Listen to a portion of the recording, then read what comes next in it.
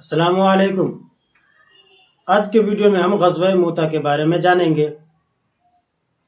غزوہ موتا 8 ہجری 629 عیسوی کو پیش آیا۔ اس جنگ میں مسلمانوں کی تعداد 3000 تھی، جبکہ دشمن کی تعداد 2 لاکھ تھی۔ آئیے پہلے ہم یہ جانتے ہیں کہ آخر یہ غزوہ ہوا کیوں تھا۔ رسول اللہ صلی اللہ علیہ وسلم مختلف بادشاہوں اور حکمرانوں کے نام اسلامی خطوط روانہ کر رہے تھے۔ انہی میں سے ایک خط بصرہ کے حاکم کے نام تھا۔ بصرہ جو اس وقت شام کا ایک شہر ہوا کرتا تھا، اور اس خط کو حضرت حارث بن عمیر ازدہی رضی اللہ تعالیٰ عنہ لے کر جا رہے تھے۔ لیکن حضرت حارث بن عمیر ازدہی رضی اللہ تعالیٰ عنہ ابھی بصرہ پہنچے بھی نہ تھے کہ اس سے پہلے شرحبیل بن عمرو غسانی جو رومی بادشاہ ہرقل کا عامل تھا، اس نے حضرت حارث بن عمیر ازدہی رضی اللہ تعالیٰ عنہ کو گرفتار کر کے شہید کر دیا۔ لہذا جب یہ خبر مدینہ پہنچی تو رسول اللہ صلی اللہ علیہ وسلم کے دل پر بہت گہرا اثر ہوا۔ رسول اللہ صلی اللہ علیہ وسلم نے صحابہ کرام کو جمع کیا اور ارشاد فرمایا کہ یہ قتل صرف ایک شخص کا قتل نہیں ہے، بلکہ پوری اسلامی سفارت اور عزت کا قتل ہے۔ چنانچہ رسول اللہ صلی اللہ علیہ وسلم نے 3000 کا لشکر تیار کیا اور شرحبیل بن عمرو غسانی اور اس کے حمایتی رومی لشکر کے مقابلے کے لیے روانہ کر دیا۔ اور اس لشکر کا امیر رسول اللہ صلی اللہ علیہ وسلم نے حضرت زید بن حارثہ کو بنایا اور فرمایا کہ اگر یہ شہید ہو جائے تو جعفر بن ابی طالب کو امیر بنایا جائے، اور اگر یہ بھی شہید ہو جائے تو عبداللہ بن رواحہ کو امیر بنایا جائے، اور اگر یہ بھی شہید ہو جائے تو مسلمان جسے چاہے اپنا امیر مقرر کر لے۔ اس کے بعد 3000 کا یہ لشکر مدینے سے روانہ ہوتی ہے، یہاں تک کہ معان جو ایک جگہ کا نام ہے، جب اس جگہ پر پہنچتی ہے تو مسلمانوں کو پتہ چلتا ہے کہ دشمن کی تعداد 2 لاکھ ہے۔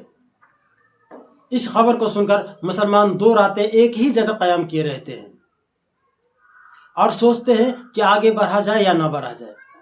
کئی صحابہ مشورہ دیتے ہیں کہ رسول اللہ صلی اللہ علیہ وسلم کو ایک خط لکھا جائے، جس خط میں دشمن کی تعداد سے رسول اللہ کو باخبر کیا جائے۔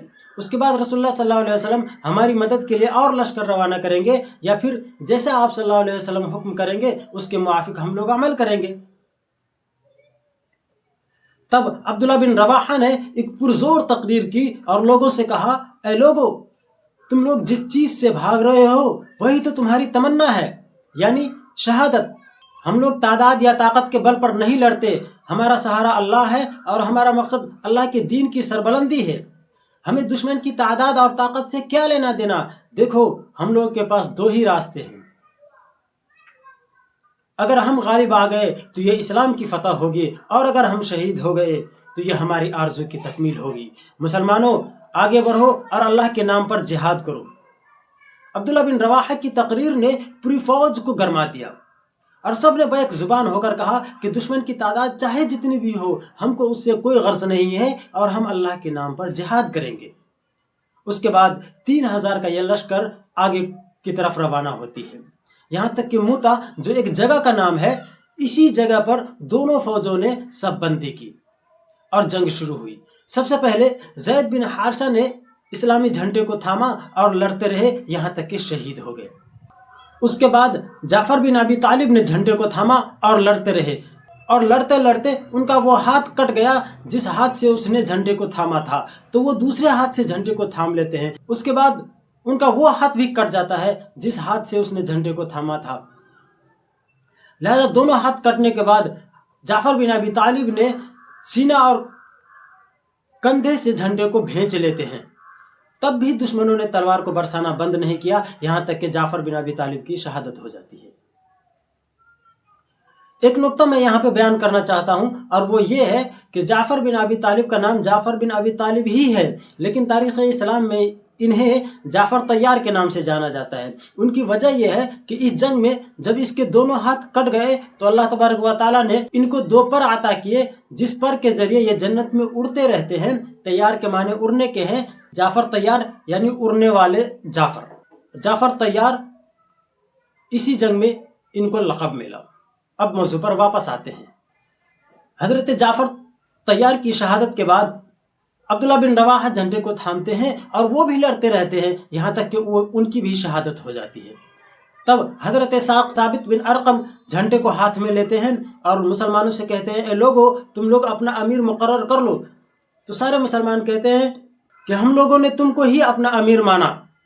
تو ثابت بن ارقم کہتے ہیں میں امیر نہیں بنوں گا۔ اس کے بعد تمام مسلمان حضرت خالد بن ولید کو اپنا امیر منتخب کر لیتے ہیں۔ حضرت خالد بن ولید رضی اللہ تعالیٰ عنہ امیر بننے کے بعد رات کو فوج کی ترتیب کو بدل دیتے ہیں۔ اگلی صف کی فوج کو پیچھے بھیج دیتے ہیں اور پچھلی صف کی فوج کو آگے کر دیتے ہیں۔ اسی طریقے سے دائیں فوج کو بائیں اور بائیں فوج کو دائیں کر دیتے ہیں اور فوج کی ترتیب کو بدل دیتے ہیں۔ اور جب صبح ہوتی ہے تو دشمن یہ دیکھتا ہے کہ مسلمانوں کی فوج کی ترتیب تو بدلی ہوئی ہے۔ یہ دیکھ کر انہیں لگتا ہے کہ مسلمانوں کی کمک آ گئی ہے اور وہ لڑنے سے کترانے لگتی ہے۔ اسی موقع سے حضرت خالد بن ولید فائدہ اٹھاتے ہیں اور اسلامی لشکر کو مدینہ کی طرف موڑ دیتے ہیں اور مدینہ اسلامی لشکر کو بحفاظت لے آتے ہیں۔ رسول اللہ صلی اللہ علیہ وسلم خالد بن ولید کی اس حکمت عملی سے بہت خوش ہوتے ہیں۔ اس جنگ میں خالد بن ولید اس بہادری سے لڑے کہ یکے بعد دیگرے کے ہاتھوں سے 9 تلواریں ٹوٹی، اور اسی جنگ میں خالد بن ولید کو سیف اللہ کا لقب ملا۔ اس جنگ میں 12 مسلمان شہید ہوئے جبکہ کئی ہزار رومی قتل کیے گئے۔